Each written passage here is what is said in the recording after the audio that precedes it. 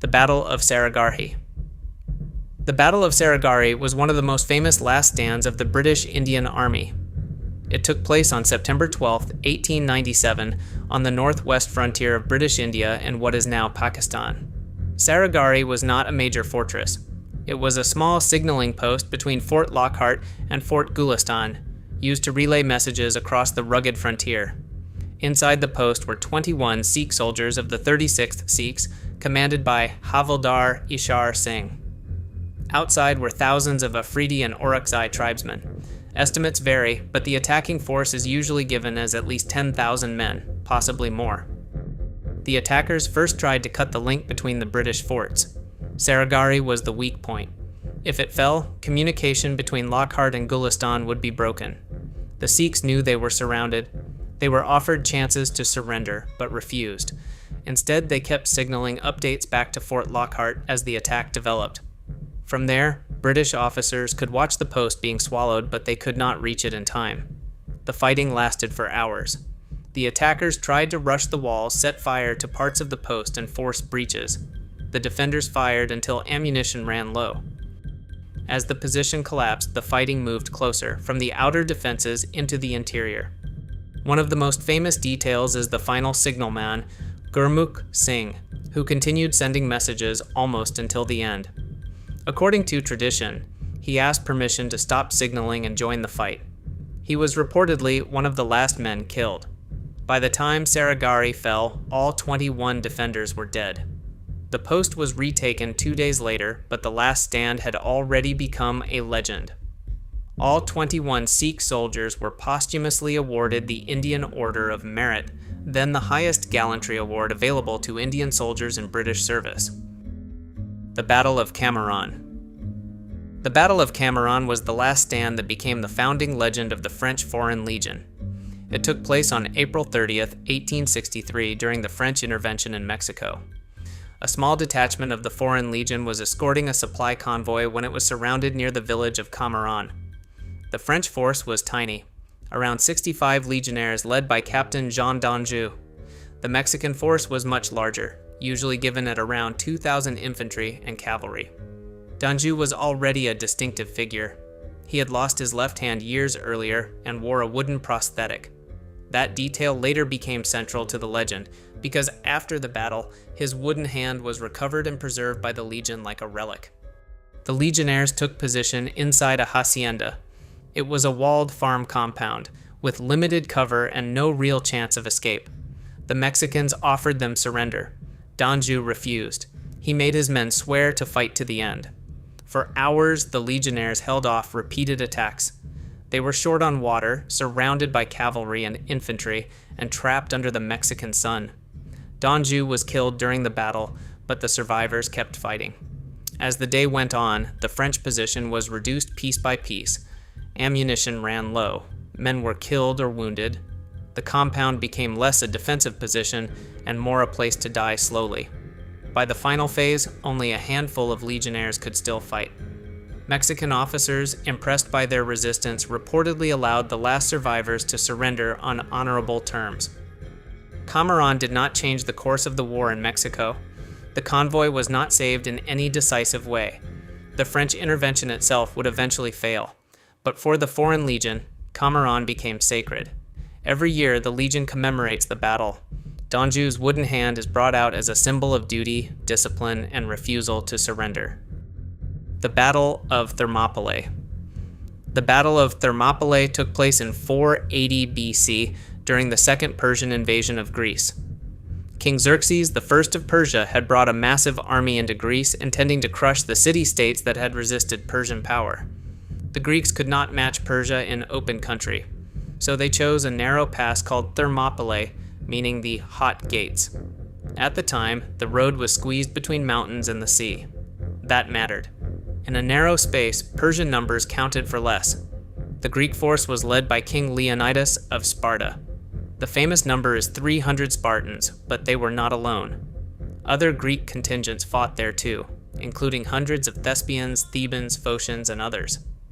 Ancient sources give different totals, but the defending army was far smaller than the Persian force. For 2 days, the Greeks held the pass. Persian infantry attacked again and again, but the narrow ground worked against them. The Greek hoplites fought in heavy armor with long spears and shields, holding formation where the Persians could not easily surround them. The Persians finally found a way around. A local man named Ephialtes showed them a mountain path that bypassed the Greek position. Once Leonidas learned that Persian troops were moving behind him, he dismissed most of the allied army. The last defenders stayed.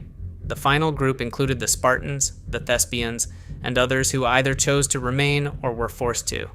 They moved into the open and fought until they were overwhelmed. Leonidas was killed. The remaining Greeks were eventually surrounded and destroyed by arrows and infantry. Thermopylae did not stop the Persian invasion. Athens was later evacuated and burned.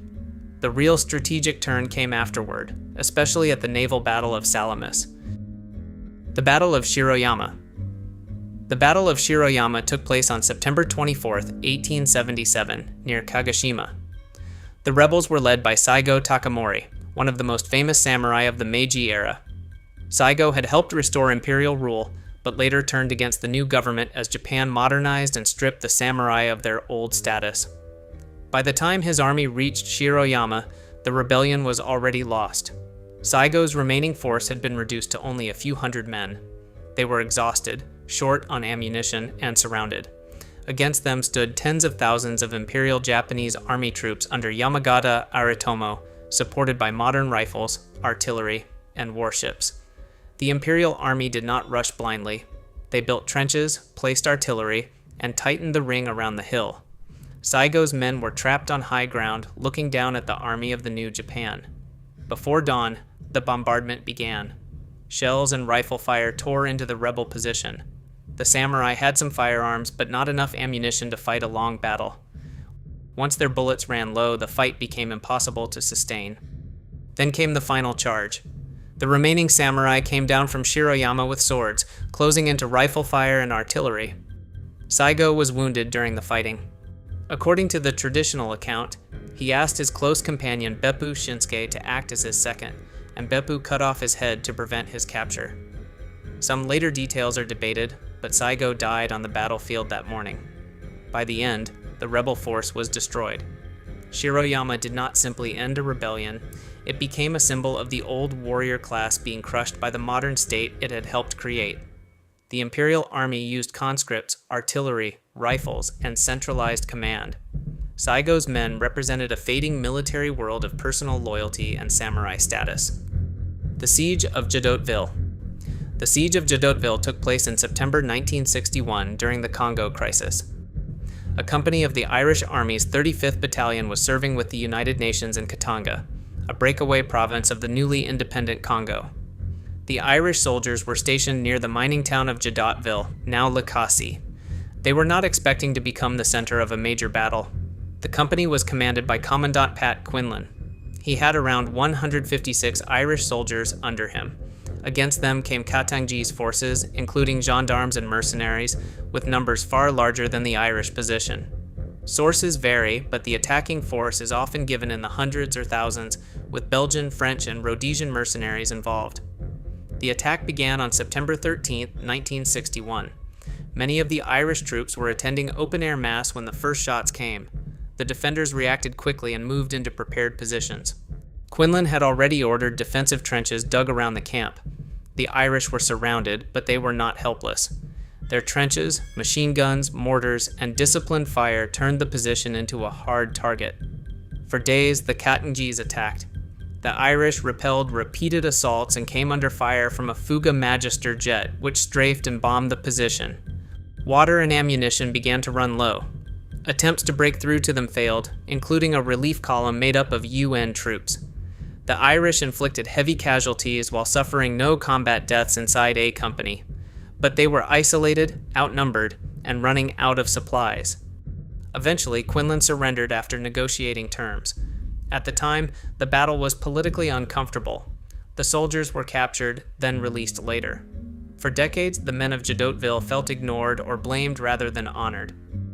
Pavlov's house. In 1942, during the Battle of Stalingrad, German forces had entered the city, and the fighting had turned into street-by-street combat. Factories, basements, stairwells, sewers, and apartment blocks became battlefields. The building, later called Pavlov's house, overlooked a square and had a good view of German approaches. That made it useful. Whoever held it could fire on enemy movement across open ground. A small Soviet group, later associated with Sergeant Yakov Pavlov, seized the building and turned it into a fortress. The defenders knocked holes through walls, set up machine guns and anti-tank rifles, laid mines and barbed wire, and connected the position with trenches to Soviet lines. The building was held for around 2 months, often given as roughly 60 days during the German assault on Stalingrad. German troops attacked it repeatedly with infantry, tanks, and artillery. The defenders had to live inside the ruins while fighting from them. The building was shelled, blasted, and shot apart. Ammunition, food, and water had to be brought in through dangerous routes. Wounded men stayed in the same shattered rooms where the defenders fired from windows and holes in the walls. The defense was not just one heroic squad isolated forever. Soviet forces supported and reinforced the position when possible. But the building became a symbol because it showed the nature of Stalingrad. Small groups of soldiers turning ruins into strong points and refusing to give ground. Pavlov's house also had propaganda value. Soviet stories later claimed that the Germans lost more men trying to take the building than they had in some larger campaigns. That specific claim is difficult to verify. The Battle of Wizna. The Battle of Wizna took place in September 1939 during Germany's invasion of Poland. The Polish position at Wizna guarded crossings over the Naro and Biberza rivers. It was a fortified line, but not a complete one. Some bunkers were unfinished, and the defenders did not have enough heavy weapons to face a modern German assault. The Polish force was commanded by Captain Władysław Reginas. His men numbered roughly several hundred soldiers, often given at around 700, with limited artillery, machine guns, and anti-tank rifles. Against them came a much larger German force, including tanks, artillery, engineers, and aircraft. The German advance was part of the wider push into Poland. Wizna stood in the way. Reginas understood the position was almost impossible to hold for long. According to the battle's legend, he swore he would not abandon it while he was alive. The fighting began with German pressure against the Polish outposts and bunkers. The Germans had the advantage in numbers, armor, and firepower. Their engineers worked bunker by bunker, using explosives and close assaults to reduce the Polish defenses. The Poles resisted for 3 days. This was not a mobile battle. It was men sealed inside concrete shelters, under bombardment, trying to stop tanks and infantry with weapons that were already insufficient. Communication broke down. Ammunition ran low. Bunkers were isolated and destroyed one by one. Eventually, only a few positions were left. When the last shelters under Reginas' command had nearly run out of ammunition, he ordered his men to surrender. Then he kept his own oath. Rather than be taken alive, he killed himself with a grenade. Wizna did not stop the German invasion. Poland was being attacked from multiple directions, and the strategic situation was collapsing. But the defense delayed German forces and became a symbol of resistance. Because a small Polish force held a fortified position against overwhelming odds, the battle became known as the Polish Thermopylae. The Siege of Masada. The Siege of Masada took place around 73 or 74 AD, after Jerusalem had already fallen to Rome. The temple had been destroyed, major resistance had collapsed, and only scattered groups were still holding out. Masada was a fortress built on a high desert plateau near the Dead Sea. Its cliffs made it extremely difficult to attack. At the top were walls, storehouses, cisterns, and old palace structures built under Herod the Great. Inside the fortress were Jewish rebels known as Sicarii, along with women and children. They were led by Eleazar ben Yair. Outside was the Roman 10th Legion, commanded by Lucius Flavius Silva. The Romans did not try to simply storm the cliffs. They built camps around Masada and began a siege. Then they did something massive. They constructed an enormous ramp of earth and stone against the western side of the plateau. This was Roman warfare at its most patient. If a fortress could not be taken quickly, it would be surrounded, measured, engineered, and slowly crushed. The defenders watched the ramp rise day by day. when the Romans finally brought a siege tower and battering ram up the ramp, they broke through the outer wall. The rebels built an inner wall of timber and earth, but the Romans set it on fire. By then, everyone inside knew the fortress would fall.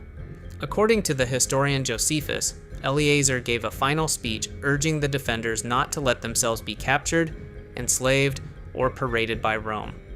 The next morning, when Roman troops entered Masada, they found the defenders dead.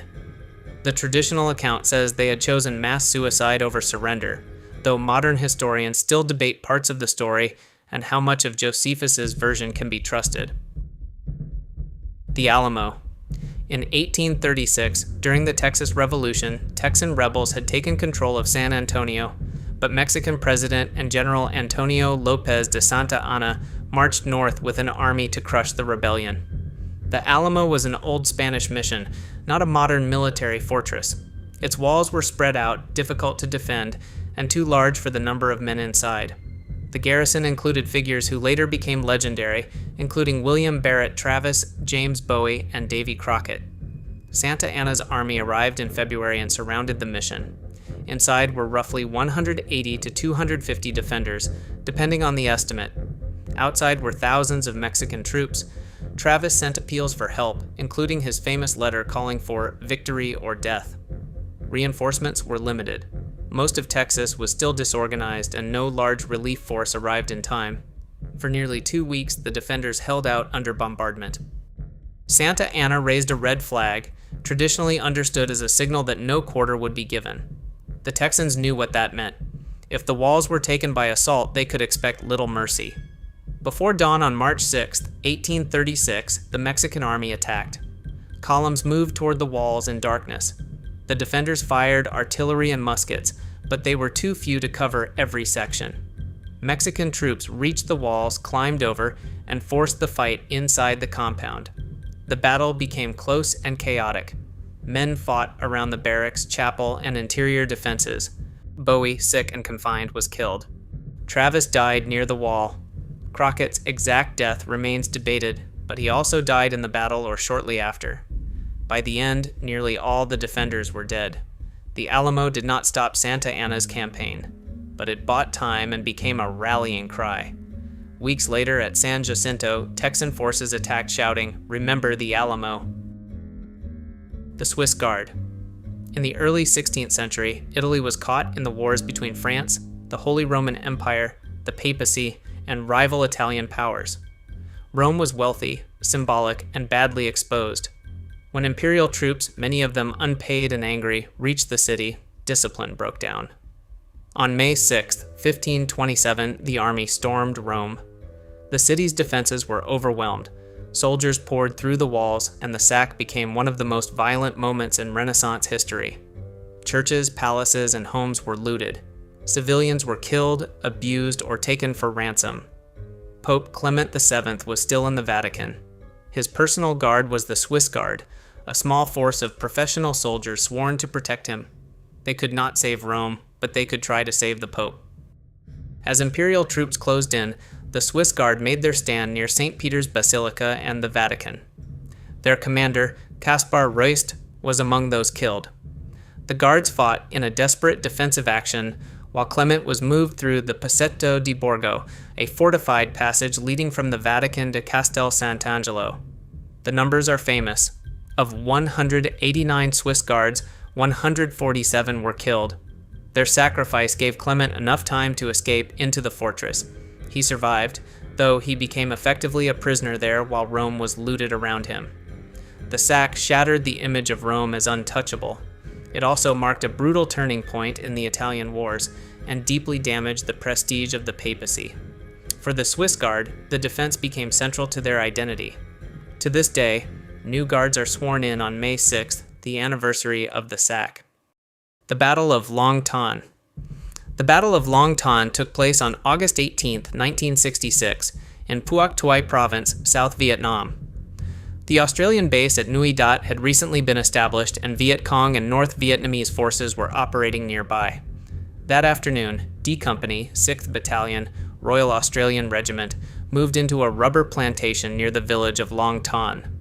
The company had about 108 men, commanded by Major Harry Smith. At first, it looked like a patrol. Then contact turned into something much larger. D Company ran into a major enemy force, usually described as a Viet Cong regiment reinforced by North Vietnamese elements. The Australians were badly outnumbered. The weather made things worse. Heavy monsoon rain fell through the rubber trees, reducing visibility and making movement difficult. The trees stood in rows, creating strange sightlines where enemy troops could appear and vanish quickly. The Australians formed defensive positions and called for artillery support from Nui Dat. That artillery became decisive. Shells landed close to the Australian lines, breaking up attacks before they could overrun the company. Ammunition ran low. Helicopters flew through the rain to drop supplies. The forward platoon was hit hard and nearly cut off. Enemy troops pressed from several directions, trying to overwhelm the small force before reinforcements could arrive. D Company held for hours. Eventually, Australian armored personnel carriers and infantry pushed toward the plantation, helping break the pressure. By the time the fighting ended, the Australians had suffered 18 killed and 24 wounded. Enemy losses were much higher, though exact numbers remain debated. The Battle of Ōrākau. On March 31, 1864, British colonial forces attacked a Maori pa, or fortified village at Ōrākau near Kihikihi. The attack came during the British invasion of the Waikato, part of a wider campaign against the Komangitanga, the Maori King movement, and against Maori resistance to land loss and colonial control. The defenders were led by Rewi Maniapoto, with fighters from Ngati Maniapoto, Ngati Raukawa, Tuho, and other allied groups. Some had come a long way to fight, and according to later accounts, Rewi was not even fully convinced Ōrākau was the right place to make a stand. The pa was built quickly near Kihikihi, on a slight rise among peach groves. Its biggest weakness was obvious. It had no secure water supply, and nearby higher ground made it easier for the attackers to surround and observe it. Against them came a much larger British and colonial force under General Duncan Cameron. The attackers had artillery, engineers, forest rangers, cavalry, and enough infantry to tighten a ring around the pa. Their plan was not just to rush it, but to reduce it methodically, shell the defenses, dig trenches closer, and make escape harder by the hour. The siege lasted 3 days. British troops dug saps, or trenches, toward the pa, pushing closer under cover. They shelled the defenses and tried to force a surrender. Inside, the Maori defenders were running low on ammunition, food, and water. Women and children were also inside the position. At one point, the British offered the defenders a chance to surrender. They also offered to let the women and children leave. The answer became one of the most famous lines in New Zealand history. "Friend, we will fight on forever, forever, and forever." The defenders did not stay to be destroyed inside the pa. When the position became impossible, they broke out through the British lines. Some escaped, many were killed during the breakout and pursuit. Ōrākau was a defeat for the Maori defenders, but it became a symbol of resistance. It was the last major battle of the Waikato campaign, and it left behind a phrase that still carries political and historical weight in Aotearoa, New Zealand.